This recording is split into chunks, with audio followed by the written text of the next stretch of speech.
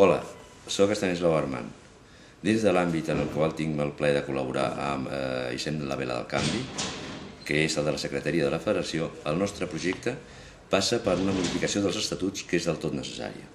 I és necessària, en primer lloc, perquè des de la seva aprovació han aparegut nous cossos normatius que han vingut a modificar el seu contingut. En especial, el decret 159/2005, que ha modificat el decret 70/1994, que és el decret de regulador de les federacions esportives catalanes.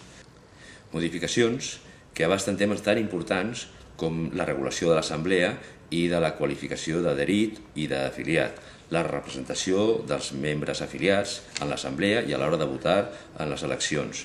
Qüestions aquestes que són prou importants per justificar una modificació estatutària.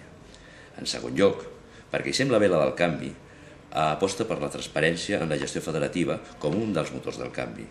Aquest objectiu de transparència cal que imprengui la filosofia dels nous estatuts, regulant de manera clara i indubitada l'obligació de posar a l'abast de tothom les actes i els acords de tots i cadascun dels òrgans federatius, delimitant i clarificant les competències de l'assemblea, de la junta directiva i del president.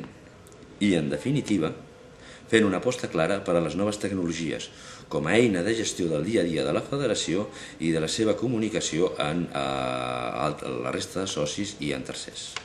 Per això, tots Hissem la Vela del Canvi.